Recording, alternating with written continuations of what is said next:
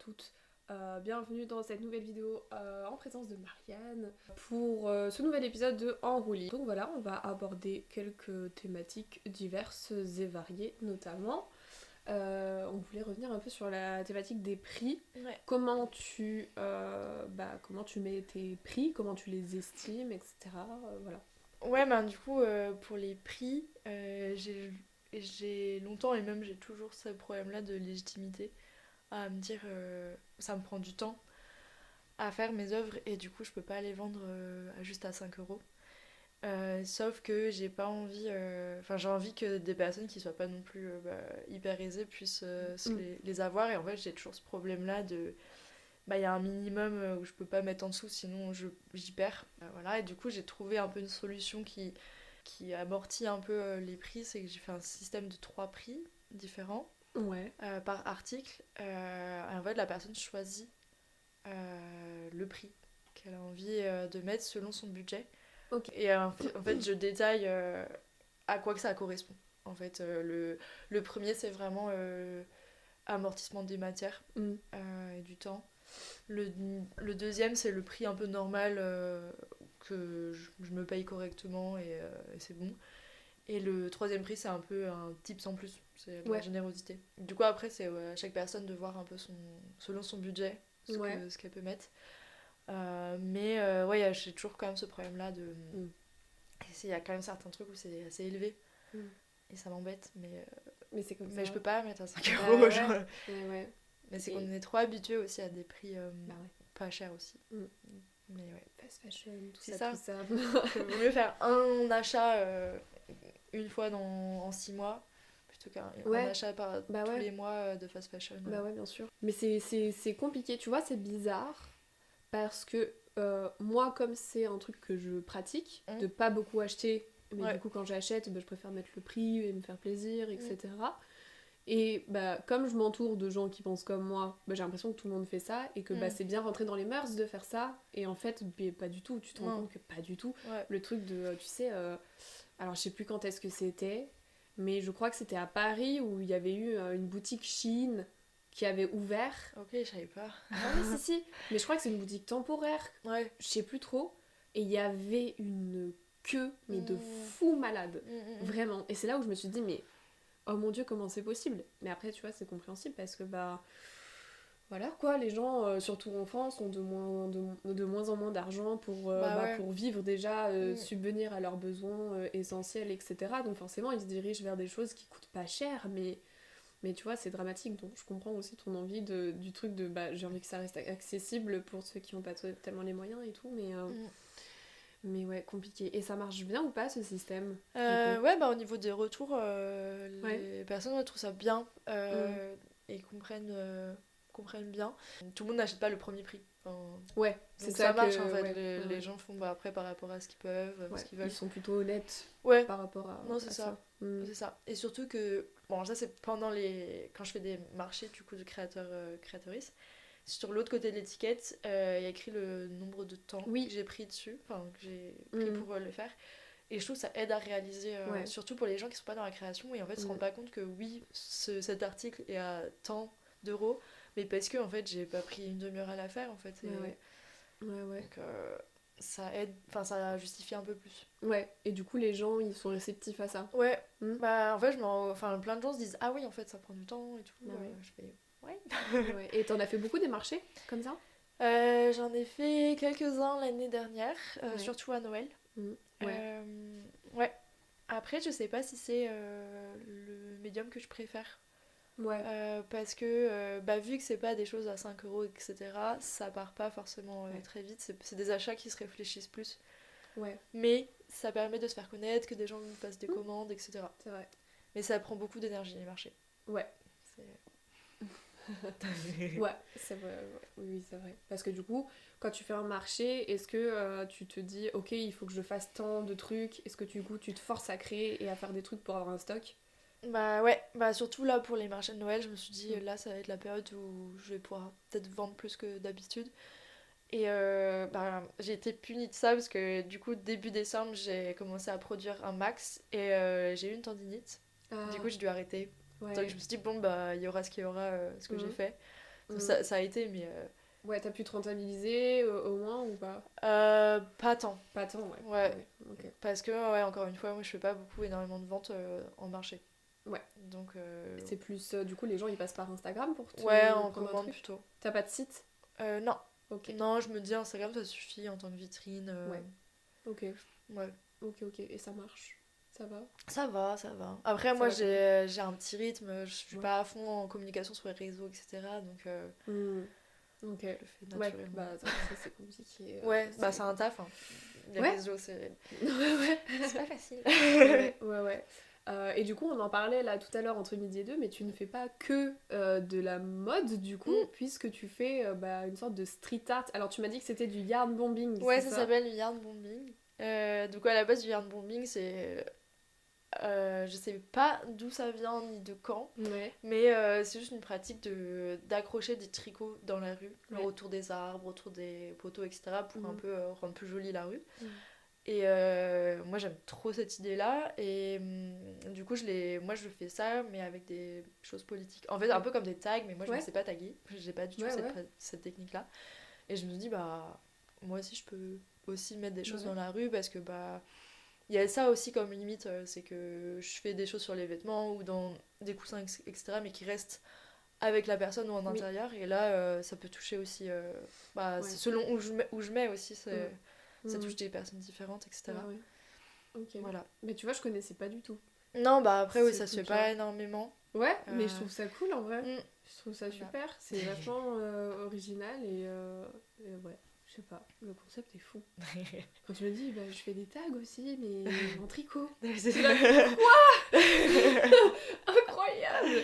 Ouais. Ok. Et du coup, tu restes un peu quand tu fais je vais dire street art tricoté, genre, mais tu restes dans cette thématique-là un peu Oui. ACAB, Ouais, la tout ça. même esthétique. Ouais. Après, bah, je l'adapte avec le format et ce que j'ai envie de dire. Mais ouais, toujours la même esthétique.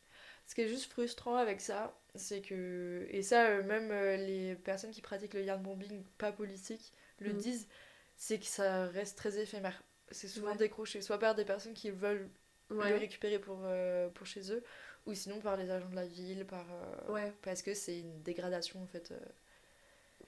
En fait, c'est compté comme une dégradation. Tu peux avoir une amende si tu fais ça. Putain. Ok, c'est triste. Ouais. Et du coup, bah, des fois, ça peut être frustrant parce que t'as passé une après-midi.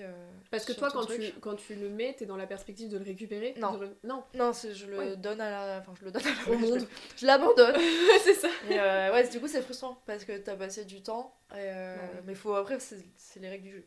Bah oui. Dès le début, faut se dire je l'abandonne. Et ça se trouve, demain, il sera plus là. Ce qui est souvent le cas. Ouais. Bah, j'en avais jamais vu. Tu fais ça dans l'eau, du coup? Ouais. J'en avais jamais vu.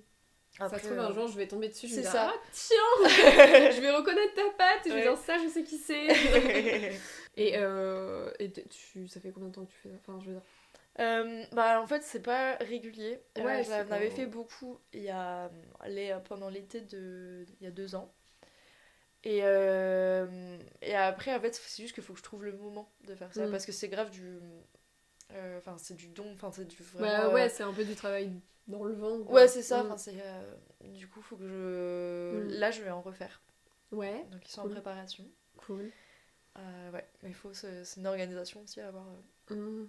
Parce que j'ai dû aller dans la rue, mesurer les poteaux, les arbres, mesurer un peu tout. ouais, ok. Et tu t'es toute seule à faire ça ou tu sais... Ah ouais. Alors mes parents, quand je les accroche, j'ai déjà fait ça seule, mais je préfère être accompagnée. Ouais. Parce que bah, déjà je fais ça de nuit et je me suis jamais fait emmerder, mais il y a eu des gens qui sont venus un peu demander ce que je fais, pourquoi et tout. Et j'avoue, je suis pas sereine seule dans la rue, surtout si la personne n'est pas d'accord et commence à s'énerver. Bon, je préfère être à deux et surtout l'autre personne peut prendre en photo. Ouais. Parce que vu que c'est éphémère, faut garder des faut traces. Immortaliser le truc quoi. Ouais, c'est ça. Ok. Donc, ok. Et je pensais qu'il y avait une sorte de regroupement de tricot-tagueuses, tu vois. Pas encore. Ça serait chouette. Ouais, comme les coloreuses, on pourrait faire ça. Mais ouais. Ouais. Est-ce qu'il y a d'autres thématiques du coup que tu souhaites aborder dans ce que tu fais? Parce que là du coup c'est très ACAB, police, manif, etc. Ouais, bah là, ma sélection, ouais, c'est vrai que c'était très ACAB. Mais je fais aussi sur le féminisme, sur plutôt la lutte des classes, enfin, sur les bourgeois, les riches, etc. Qui... voilà. Sur mes tags de rue, c'est plus sur l'actualité, donc avec la Palestine, etc. Je vais en faire. Voilà. Ok. Donc ouais, j'essaye. En fait, c'est un peu toutes les choses qui m'animent aussi. Bah ouais. Les luttes, finalement, voilà. quelles qu'elles soient. Est-ce que tu t'es déjà pris des réflexions sur tes prix, justement? Bah oui, enfin pas des réflexions en mode que je mettais trop cher, c'est juste souvent enfin ils voient, ils sont intéressés, puis après c'est cher. Ouais, ça freine, ce qui est normal, ce que je comprends. Oui. Mais je suis là. Bah ouais, mais toi tu peux pas de toute façon. Non. Peut-être donner les premiers prix justement. Ouais. Ils se situent entre quoi et quoi tes prix en une fourchette? Les premiers prix pour les sacs, y en a qui, les petits, commencent à 30€. Ok. Là, c'est pour le prix de base. Enfin, du coup, ça fait. Pour un sac, ça fait 30, 40, 50. Selon. Du coup, le prix moyen du petit sac, c'est 40€. Mais ça peut aller. Le coussin, il est, je crois, à 120, je crois. Ok. Mais parce que ça prend beaucoup de matière et beaucoup de temps. Ouais. Et en fait, là, du coup, t'as pris un coussin. Ouais. J'ai de seconde main. Et après, j'ai fait toute la housse. Que j'ai dû coudre à la main, en fait, sur les bords. Parce que ça se coud que à la main, le tricot. Ou alors, il faut une machine spéciale, mais je l'ai pas. Mais voilà, en fait, les prix, c'est assez large, mais ça monte vite. Ouais. Ça monte très vite. Mais c'est ça aussi. Mais ouais. Tu peux pas être en dessous de tes prix, il faut que tu sois rentable sur ton investissement en temps et en argent, tu vois. Ouais, et encore, je compte pas mon temps de dessin. Ouais. Alors que en fait, souvent c'est des trucs uniques, donc le dessin il a été juste pour 1 ou 2 articles. Ouais. Mais je compte pas du tout ce temps-là parce que ça doublerait tout. Bah ouais. C'est trop long. Mais c'est ça, hein. Ouais. Alors que ça fait partie de la créa, mais moi je compte juste le temps de production. Donc en fait, réellement, t'es largement en dessous. Je pense que je suis un peu en dessous, ouais. Parce que ça vaut réellement, quoi. Mais ça me ferait plus plaisir, tu vois, de le vendre à quelqu'un qui a son budget, il est serré, mais là ça rentre dans son budget, que mettre trop haut en fait, et du coup c'est pas du tout ma cible. Bah oui, de toute façon ça devient vite inaccessible, ouais. Mais t'as vu, ils sont parce que c'est de la... Ouais. C'est pas vernis en dessous, ouais. Il transpire le verre quand tu mets de l'eau. Ça n'avait rien à voir avec la situation. Et tu veux pas ouvrir une boutique en ligne? Non, enfin en fait c'est que sur Insta, il y a un lien sur une boutique, c'est Depop ça s'appelle. Ouais. C'est c'est international, ça, tu peux... En fait c'est un mix de tout, c'est soit les gens ils peuvent vendre des choses de seconde main, soit leur création. Ouais. Et je mets dessus, bon pour l'instant j'ai pas fait de vente dessus parce que c'est... Enfin en fait autant revenir vers moi, enfin surtout si la personne est en France quoi. Parce que surtout sur ce site là je peux mettre qu'un prix fixe. Je peux pas faire mon système de prix. C'est pour ça que je dis souvent aux gens, oui, genre tu peux voir sur mon site les trucs, enfin sur le site les articles, mais contacte-moi directement, ça t'aura les vrais prix. Enfin les prix souples. Mais non, après, pareil, un site ça prend beaucoup de temps à faire, etc. Et je pense pas que...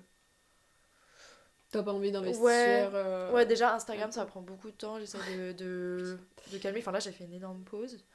Parce que en dehors de ça, même si tu vas sur Insta pour faire un post ou quoi, après tu restes sur Insta, tu vois d'autres publications, tu commences à te comparer.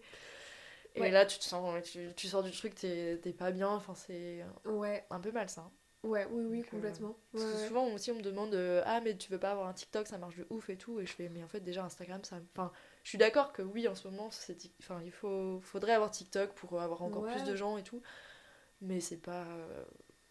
j'ai pas envie de mais encore tu vois moi de base j'avais Instagram perso, et après pareil je me suis dit faudrait que j'aille sur TikTok et tout, mais du coup comme je suis ça fait depuis plus longtemps que je suis sur Instagram, j'ai plus d'abonnés et j'ai plus de visibilité, et là tu vois quand je poste sur TikTok je fais rien en vue, j'ai pas d'abonnés, enfin donc tu vois c'est à prendre aussi en fonction de ta situation, tu vois. C'est ça. Mais pareil. Et encore, ça va mieux, ce truc de se comparer à ce que tu vois sur Instagram, parce que après, je sais pas, ça dépend de ton algorithme, tu vois, mais moi, je sais que sur mon Insta, je vois énormément de trucs pas très réalistes. Tu vois, alors moi du coup je fais de la peinture donc c'est pas le même domaine, mais de trucs pas réalistes en mode la meuf elle a une belle robe blanche avec un beau soleil, elle est là, elle prend comme ça, c'est très poétique, et toi t'es là, tu regardes ça, t'as tes vêtements plein de peinture dégueulasse, t'es recroquevillé sur ta toile, tu te dis putain c'est pas du tout glamour. Et en fait quand tu te rends compte qu'en fait Instagram c'est à des années-lumière de ce qui se passe réellement, je trouve que t'arrives mieux à te détacher de ce truc de se comparer, etc. Mais je suis d'accord, c'est dur. Mais même dans ton art ou dans ton toit, tu vois, tu te compares toujours un peu aux meufs de Instagram. Bah c'est ça, non, c'est un peu... Du coup, voilà, j'ai plus calmé les réseaux que autre chose. Même si bah, c'est pas dans la logique, en fait. Je devrais normalement plus faire de vidéos, etc. Mais je fais à mon rythme. Ouais, mais t'as raison, c'est ça. Faut pas se forcer, de toute façon, dans tout ce que tu fais, si tu te forces, ça donne jamais rien de bon, donc voilà. Attends, je suis sur la route d'une question, là. Je suis en train de faire le cheminement dans ma tête. Pourquoi le tricot en particulier, en fait ? Et pas, je sais pas, la broderie, ou tu sais, la couture plus classique je sais pas tant, enfin je sais que bah en fait c'est qu'à l'école déjà on devait choisir des options et on avait le choix entre tissage, tricot ou sérigraphie. Enfin sérigraphie non, c'était ennoblissement, du coup ça inclut la sérigraphie, la teinture, tout ça. Et moi j'avais pris tissage et tricot. Et tissage j'aimais bien, mais en fait ça reste très plat. Enfin, tu peux faire du volume avec le tissage, mais ça reste à la fin t'as un tissu plat. Que le tricot c'est hyper vivant, tu peux le former. Et c'est quoi que t'appelles tissage du coup ? Le tissage c'est quand t'as des fils tendus. Et que toi tu vas faire des vagues avec un autre tissu. En fait il y a beaucoup de tissus, c'est du tissage. Genre nos pantalons souvent c'est du tissage. Enfin, c'est que c'est pas élastique. Que le tricot c'est plus vivant, c'est élastique, tu peux faire tu peux grave jouer, enfin le tissage aussi tu peux grave jouer avec des volumes et tout, mais dès le début j'avais j'avais plus d'affinité et ça après j'ai continué tranquillement. Puis aussi c'est plus facile, enfin à apprendre, t'as pas besoin d'acheter beaucoup de matériel pour le tricot, t'as besoin de prendre des aiguilles au début.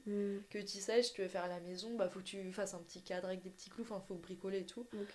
Et j'avais fait, mais je sais pas, j'ai jamais accroché. Même si j'aime bien, mais. Je préfère et il y a d'autres trucs que t'aimerais tester, d'autres techniques ? D'autres techniques pour l'instant, pas tant. Non, en vrai, là je développe aussi un peu plus le crochet. Bon, c'est très proche du tricot. C'est juste le crochet, c'est que manuel, ça se fait pas à la machine, et ça n'existe pas. Bon, c'est très proche, hein, c'est vraiment. Pareil, mais ouais, je fais un peu plus de crochet aussi. Voilà. J'avais fait des mitaines pour Noël. Ok, très bien. Bah écoute, je crois qu'on a fait le tour. Merci encore pour cette deuxième interview. Bah merci de m'avoir accueillie. Bah écoute, c'est avec plaisir. Bah écoutez, merci aussi à vous d'avoir regardé encore une fois cette vidéo et de nous soutenir. Continuez à le faire, ça nous donne de la force, ça nous encourage. Le Instagram de Marianne est toujours en description et apparaît sur votre écran actuellement. Et puis bah on se retrouve bientôt pour de nouvelles vidéos, pour de nouvelles aventures. Voilà. Bye.